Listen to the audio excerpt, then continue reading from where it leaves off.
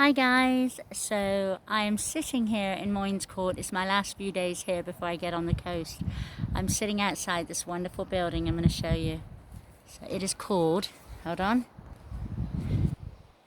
it is called the Healing Hideaway, and it's absolutely glorious. So it's a beautiful space. It's a bit messy at the moment, the kids have been in here, but it's a beautiful space. It's got 2 beds in it, fairy lights, soft pillows. It's absolutely a lovely place to sit and think, and lots of lovely quilts on the bed. As I said, the kids have been in here, so that one's messed up a bit, but yeah, it's a magical place. So I'm going to sit here and I'm going to show you something that I was told that I should read. So I'm going to read it to you, and I'm going to sit here in the sun and near the giant headless dragon and the giant dinosaur over there. And we're going to show you this book. So I'm going to put the phone there, and I'm going to move the chair over. So I had a recent incident that sort of made me sort of question things, and so I'm on this coast path, and I am doing it to empower myself that I can continue my journey and walk the UK coast path. Anyway, and I've met some amazing people along the way. It's just been fantastic. The last few months being here, after going through a family loss and going back to home, it's challenged me a little bit, but I've been in this wonderful place, this absolutely glorious place, where I'm not judged, where I'm loved, where I'm appreciated, where I'm happy. People here are kind to each other. People here appreciate each other, and there's just no swearing, and there's just, you know, it's harmony. It's just a lovely place to be. And Dizzy, the lady that is here at Moynes Court, she thought it was quite important, after me going back home and finishing this Cotswold Way walk, that I have a look at this book. And it's called Women Who Run with the Wolves. And I've got a new name, so I've been given a new nickname, and it's called Stands with a Fist, because I think recently I stood up for myself for the first time in my life. I literally stood up for myself. I'm not proud that I did something with my fist, but there comes a point in your life, and I'm not saying ever punching a tree or maybe a wall or whatever, but a person is not good. But there comes a point in your life that you stand up for what it is that you believe in as a woman, that what you're going to accept as a woman. And I think of me carrying my 23 kilo backpack for 20 miles, and how I'm okay with that, and I can do that, and I'm strong enough to do that, but I'm not strong enough to say to people in my life that have hurt me or you know, called me names or judged me or just patronized me, swore at me, all of those things that happen in life sometimes. If we let it happen, if we as women let it happen, if we as men let it happen, it's going to happen. And you can love someone and they can love you, but you know, any kind of physical, mental, emotional abuse is just not acceptable. You've got to be good to each other. Life is short.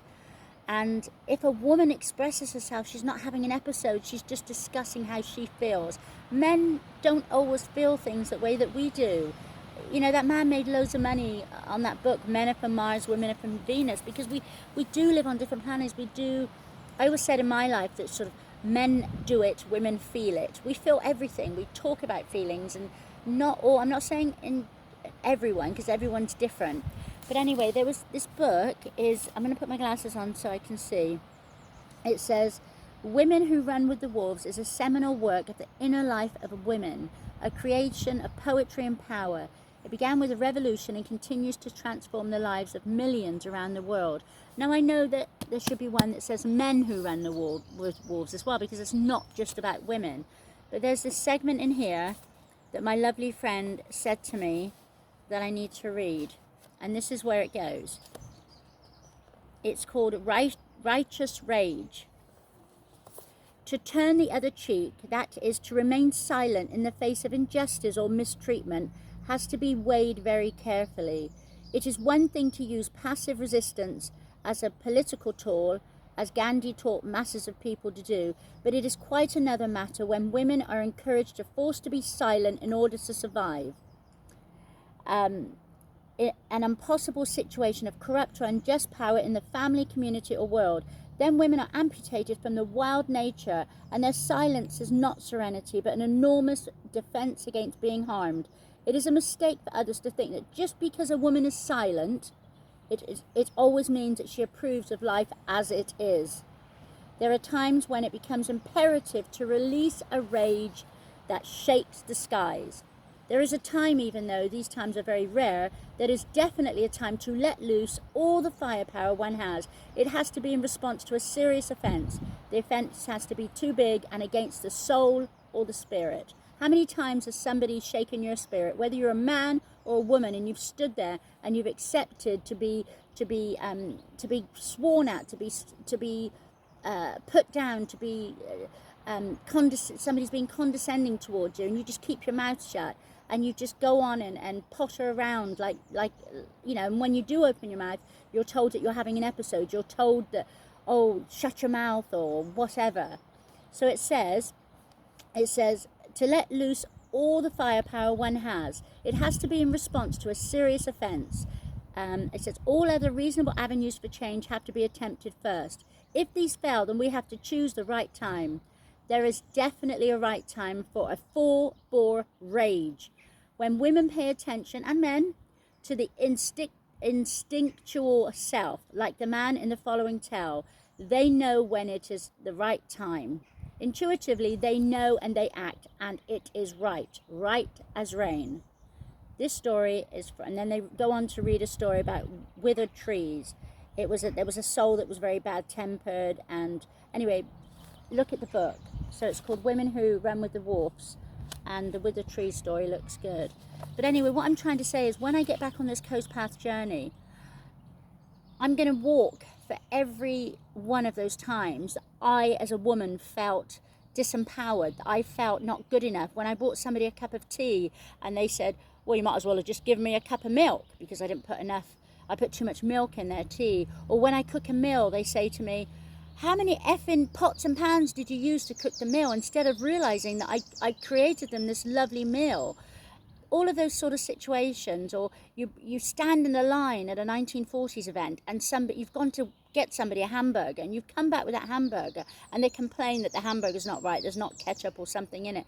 And then you go off and they say, well, where's my cup of tea? And you go off and get their cup of tea and then they complain about that. You cannot keep putting up with that. You cannot keep being around people that only see that your glass is half empty. You need someone to see that your glass is half full, that you may not be 100% full, but the half full that you are is enough to be accepted, to be honoured, to be respected, whether you're a man or woman, and not walk on eggshells and not be told that no matter how hard you try, that you're not good enough. And if somebody is only helping you or being caring and considerate when it's convenience to them, that they're actually not going out of that way to get off the sofa and jump in a vehicle to pick you up when there's a rainstorm or a snowstorm, you know, if it's not a convenience for them, why not think about that other person and think how nice it would be if they give that other person a ride, or how nice it would be. I'm standing next to a little boy here who is touched every night if I see him and I give him a kiss goodnight. He is a loving young man, and he will grow up to honour women the way that his father honours his mother. And that's what I'm saying. We have to honour each other as human beings and care. So when I take myself away from this loving environment with this lovely little boy, hello Solar, and this lovely lady that's sitting next to me, I will take with me all the things I've learned the last few months in this wonderful place. That kindness is easy, kindness isn't hard. All of that strength to get me on that Coast Path journey to finish these 8,000 miles, and knowing that this is a comfortable place to come back to, and knowing all of you on this Coast Path that have empowered me. You say I inspire you and I empower you, but you have no idea when I'm in my tent how it feels to get a message from a woman going through a similar thing, a man going through a similar thing, and saying, you know what, plod on, carry on girl, you're doing it for me, you're doing it for you, here's a cup of tea, here's a hug, whatever. And I know that I can come back to this magical place. So what I'm going to do is I'm going to turn this camera around right now and tell you that I take with me this healing hideaway and this healing place that has come to heal me the last few months. And I also take with me, not in a violent way, but my new name, which is Hands with a Fist. I will never punch anyone again in my life, but I will stand to my full glory as not just a woman, but as a human being, that nobody will swear at me. Nobody will tell me that they don't want me in their effing house. Nobody will make me feel less than the woman that I am. And I say to you today, you do the same. Love you. Love you lots. I'm going to put this on my YouTube as well. This is not live on Facebook, but it's going on Facebook and my YouTube. So walk with me, guys. I will be starting in a few days from Whitby, and let's do these 8,000 miles together, and let's grow together, and let's change. And just know that anytime I want to come back for a little rest, I can come back to this lovely place. Oh, and you know what? This lady, this wooden lady next to me, looks like she stands with a fist. I'm going to show it to you.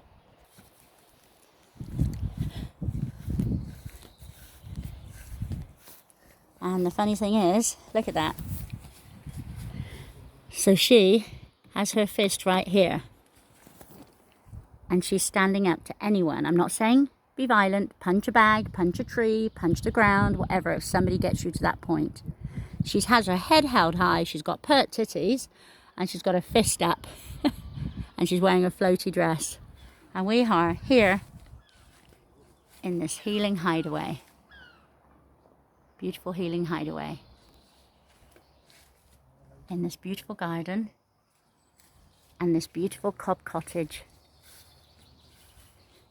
in the lovely Moynes Court.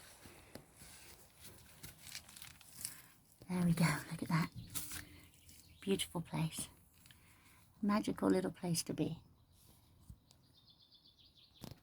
Bye guys, love you lots.